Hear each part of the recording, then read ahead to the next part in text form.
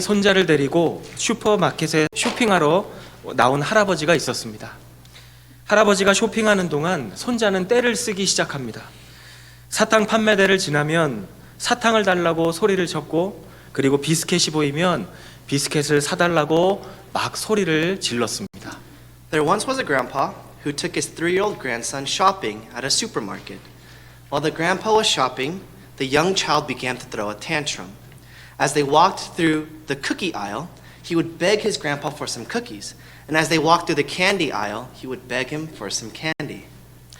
아이는 계속 과자와 시리얼을 사달라고 비명을 지릅니다.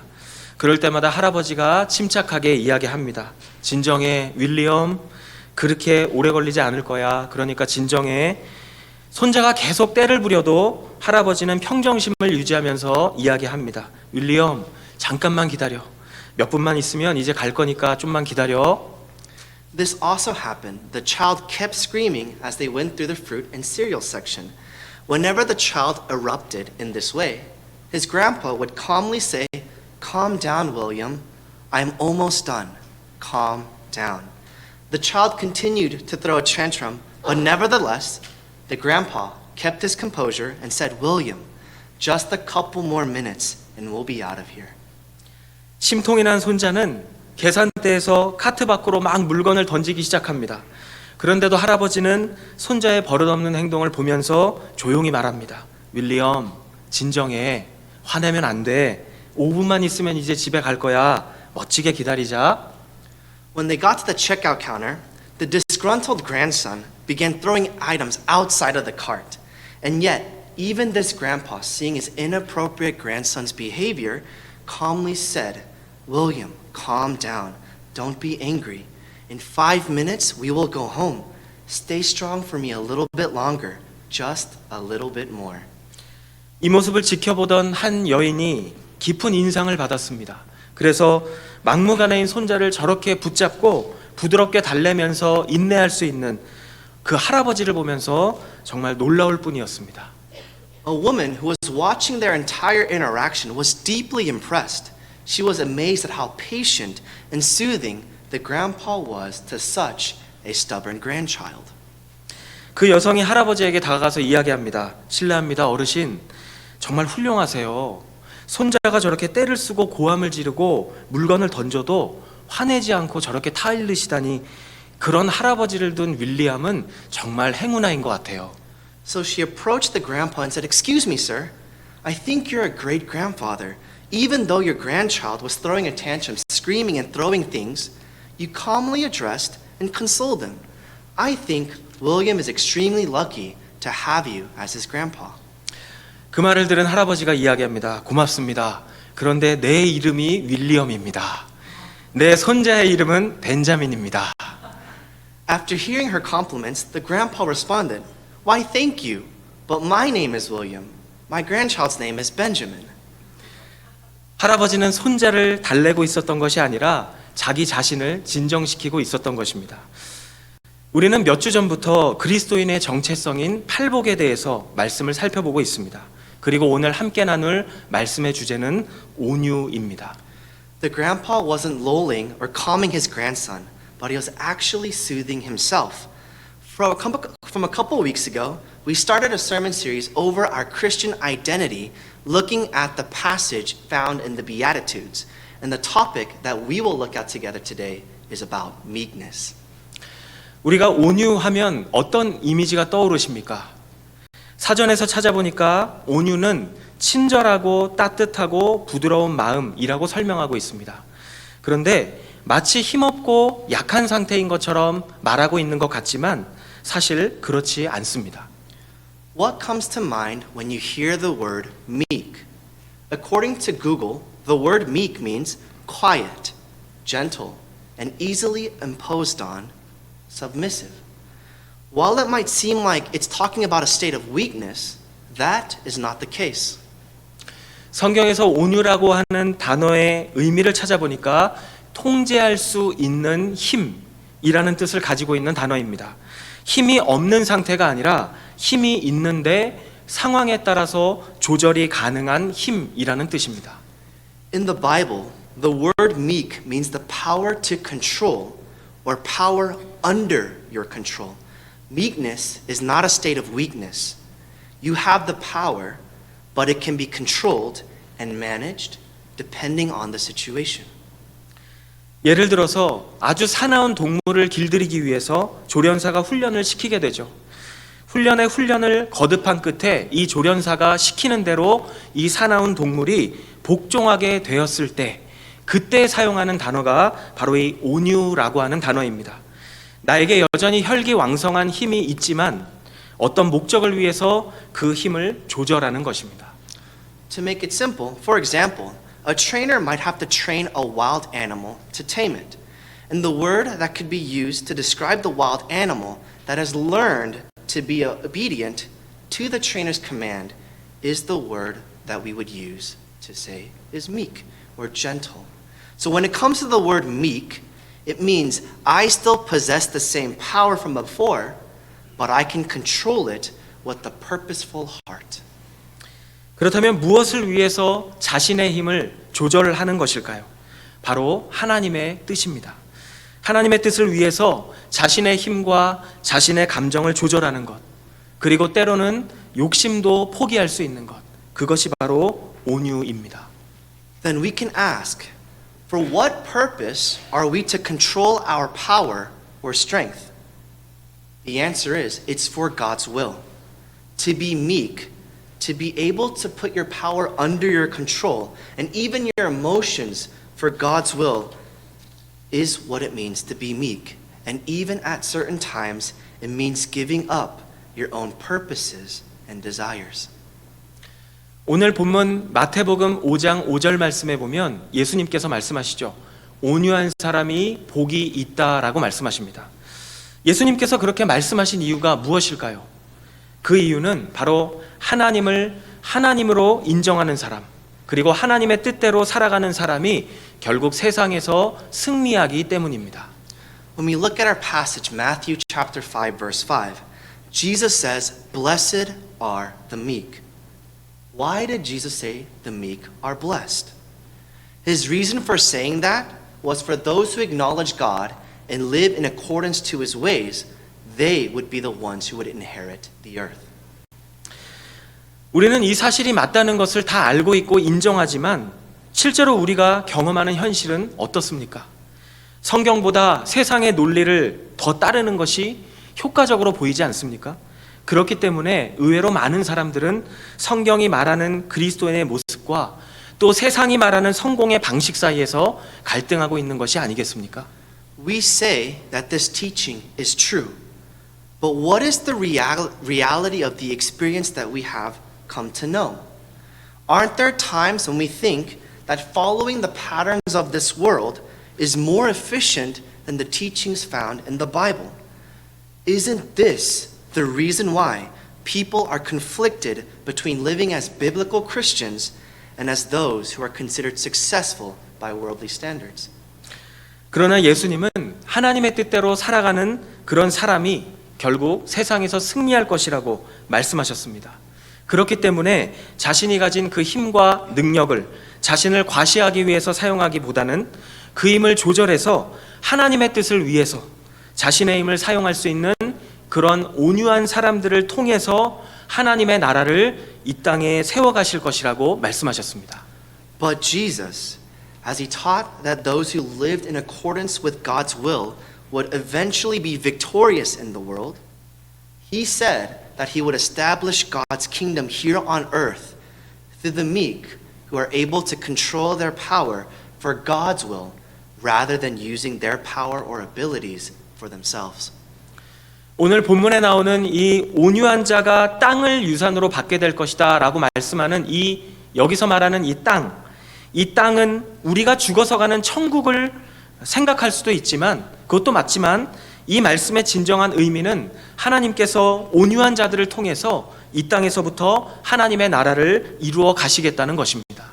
When we look at our passage today, it promises us that the meek shall inherit the earth. While the word earth could be understood as the place we go to after death, heaven, the new heaven and the new earth, the true meaning of this verse is that through the meek, God will bring about his kingdom here on earth.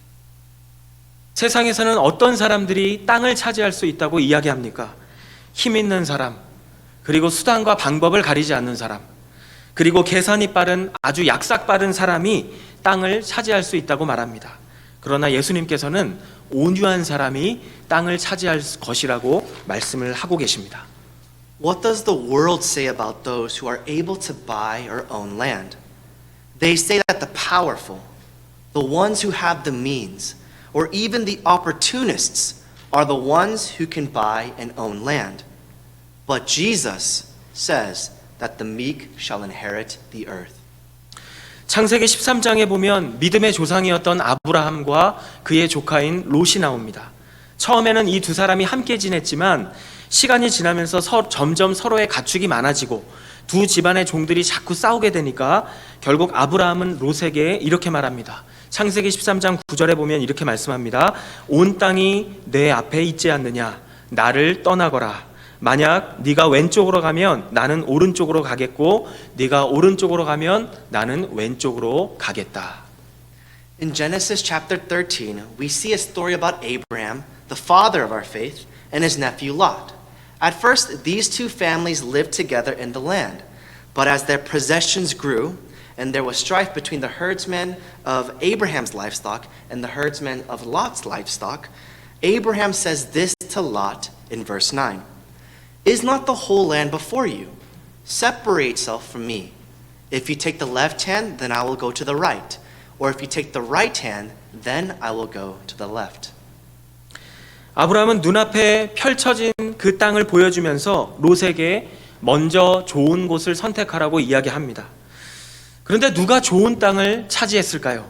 계산이 빠른 롯이 좋은 땅을 차지할 것처럼 보였지만 결국 땅을 차지한 사람은 아브라함이었습니다. Abraham is telling Lot to take the first pick of the land.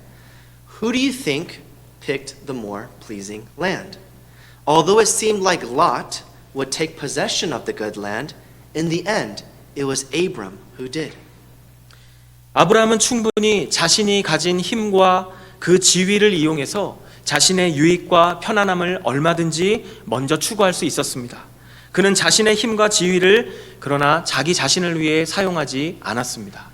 Abraham was fully capable of using his power and his position to pursue his own interests and comfort, but he did not use his power for himself. 비록 실수도 있었지만 그는 하나님의 뜻에 자신을 맞추며 살았던 사람이었습니다. 그리고 하나님께서는 그의 삶을 통해서 하나님의 약속을 이루어 가셨습니다. And although at times he stumbled, he was someone who tried to adjust his will to God's will. And through his life, God brought about his promises. 우리 한국 사람들의 역사 속에서 온유한 삶을 살았던 사람을 소개하고 싶습니다. 그분은 바로 남강 이승훈 선생님입니다. I want to introduce you all to someone from Korean history that lived a meek life. That person is Lee Seung-hoon. 그분은 1864년에 한 가난한 가정에서 태어났습니다. 그의 부모님은 물려받은 땅도 없었기 때문에 날마다 일을 해서 하루하루 끼니를 때워야 했습니다. He was born in 1864 to a poor family. And because his parents hadn't inherited any land, they had to work every day to make a living and to eat. 정말 안타깝게도 그의 어머니는 그가 태어난 지 8개월 만에 돌아가셨습니다. 그리고 그가 10살이 되던 해에는 할머니가 돌아가시고 그리고 할머니가 돌아가신 지 2달 만에 아버지까지 돌아가시면서 이 이승훈은 하루아침에 고아가 되었습니다. And unfortunately, his mother passed away 8 months after he was born.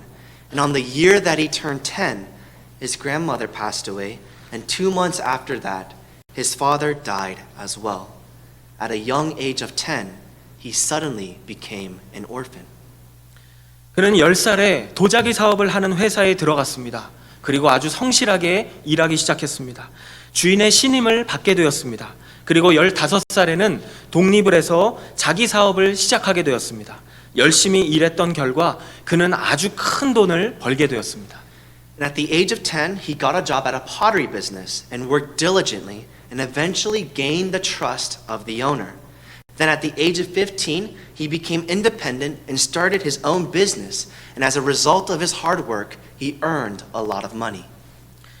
이때 당시에는 계급사회였고 그리고 돈으로 관직을 살 수 있었습니다. 그는 자신이 번 돈으로 양반이라는 신분을 샀습니다. 그렇게 해서 그는 그 지역에서 가장 부자가 되었고 그리고 양반이 되었습니다. At the time, Korea was a class-based society, and he could have bought an official position with money. And with the money that he earned through his business, he bought the status of a nobleman. In this way, he became the most wealthiest in his town, and as well, he became a nobleman. 그러던 어느 날 도산 안창호 선생의 연설을 거리에서 듣게 되었습니다. 이 연설의 내용은 이것이었습니다. 나라가 없으면 한 개인이 잘 사는 것도 불가능하고 그리고 민족이 천대받을 때에는 개인의 영광도 없다라는 내용의 연설이었습니다. Then one day, he happened to hear a speech by An Chang-ho on the streets. The topic of the speech was this: without a country, it is impossible for an individual to live well. And when a nation is despised, there is no individual glory. 그동안 혼자서 잘 먹고 잘 살면 된다라고 생각하며 살아왔던 그 이승훈에게 민족에 대한 꿈이 생기는 순간이었습니다. 그는 그날부로 머리를 짧게 자르고 그리고 술과 담배를 그날부로 끊었습니다.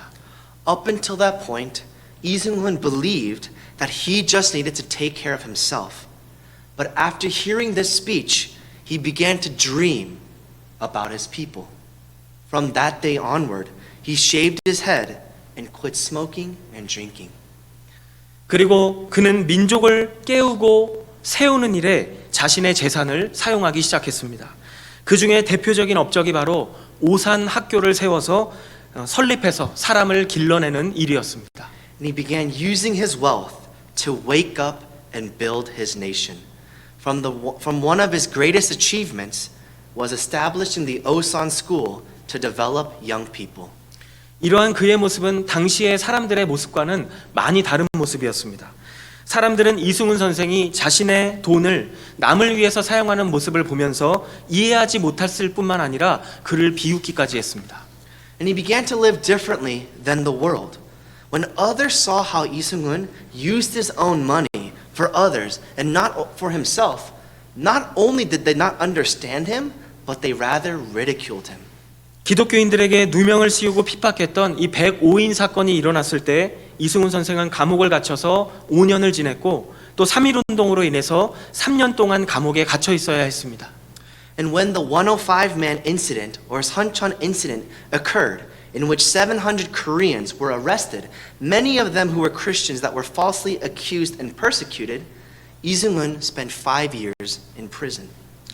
결국 그는 자신이 뿌렸던 씨앗에 대한 열매를 거두지 못한 채로 1930년에 이 세상을 떠났습니다. 그런데 시간이 흘러서 그가 세웠던 오산학교에서 성경적 가치관을 가진 민족의 지도자들이 배출되기 시작했고 이 사람들은 남한의 정치, 경제, 사회, 문화 등 세상 곳곳에 들어가서 민족을 깨우고 세우는 빛과 소금이 되었습니다.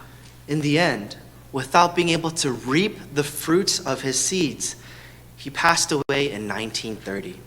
And as time went on, from the school of Osan that he established, leaders of the nation with biblical values began to emerge, and they entered every corner of the nation, including South Korea's politics, economy, society, and culture, and have become the light and salt that have awoken and built up the nation. 온유는 약하고 비굴한 모습이 아닙니다. 자신의 힘을 과시하지 않고 오히려 자신을 낮춰서 하나님의 뜻에 자신을 복종시키는 능력입니다. Meekness, it's not about weakness or an excessive willingness to please others. It's not about showing off one's power, but rather the ability to humble oneself and submit oneself to the will of God. 예수님께서도 온유가 무엇인지를 우리에게 보여주셨습니다. 하늘나라 보좌에서 영광스럽게 계셨던 그분은 하나님의 뜻을 이루시기 위해서 하늘의 영광을 내려놓고 그리고 우리와 똑같은 인간의 모습으로 이 땅에 오셨습니다. Jesus is the example of what it means to be meek. He who was seated on the throne of glory in heaven, in order to fulfill God's will, laid down his heavenly glory and came to this world in the likeness of man. 이 땅에 오신 예수님은 자신의 힘과 그 능력을 사용해서 자신을 십자가에 매달아 죽이려고 하는 사람들을 충분히 제압하실 수 있었습니다. 그러나 주님은 하나님의 뜻을 이루시기 위해서 말없이 십자가의 고난을 감당하셨습니다. And this Jesus that came to this world could have used all of heaven's authority and power to subdue the very people that were nailing him to that cross. But our Lord, in order to bring about God's will, silently bore the suffering of the cross. 이사야 53장 7절은 이렇게 말씀합니다. 그는 학대를 받고 괴롭힘을 당했지만 입을 열지 않았다. 마치 도살장으로 끌려가는 어린 양처럼, 마치 털을 깎이는 잠잠한 어미 양처럼 그는 입을 열지 않았다. Isaiah 53 verse 7 says this, He was oppressed and he was afflicted, yet he opened not his mouth. Like a lamb that is led to the slaughter, and like a sheep that before its shears is silent, so he opened not his mouth. 온유하신 예수님의 사랑과 그 희생으로 인해서 우리의 죄가 하나님 앞에 용서받을 수 있는 길이 열리게 되었습니다. 그리고 우리가 하나님의 자녀가 될 수 있는 특권을 얻게 되었습니다. To the suffering and love of our meek Lord Jesus, a path was opened up for us to receive forgiveness for our sins. And through that forgiveness, we were given the right to become children of God. 사랑하는 여러분, 주님께서 세우신 공동체는 어떠한 공동체입니까? 교회는 온유한 사람들이 모이는 공동체입니다. 자신의 힘을 과시하지 않고 자신을 낮추고 하나님의 뜻을 함께 이루어가는 공동체가 바로 교회입니다. Beloved, what kind of community is the church that our Lord established? Church is the place where the meek are. A community where its people don't flex their power or authority, but humble themselves and bring about God's will together. 다른 사람을 통해서 내가 행복해지는 것에 관심을 갖기보다는 나를 통해서 다른 사람이 행복해지는 것에 관심을 갖는 공동체, 그 공동체가 바로 교회입니다. The church is a community where rather than being interested in making oneself happy through others, its people care about others' happiness through them. 오늘 우리는 하나님을 예배하기 위해 이곳에 모였지만 또한 우리는 다시금 세상 속으로 흩어지기 위해서 이 자리에 모여 있습니다. Today, we have gathered together in this place to worship, but we have also gathered together to be sent back into the world. 새롭게 시작되는 한 주간 주님께서 우리를 보내시는 삶의 자리에서 우리 각자가 온유한 모습으로 함께 하나님의 뜻을 이루어가는 우리 노만 공동체가 되기를 간절히 소망합니다. As a new week starts anew and we return to the places that the Lord has called us to, I hope that we become a Norman church that brings about God's will here on earth through the posture of meekness. 기도하시겠습니다. Let us pray.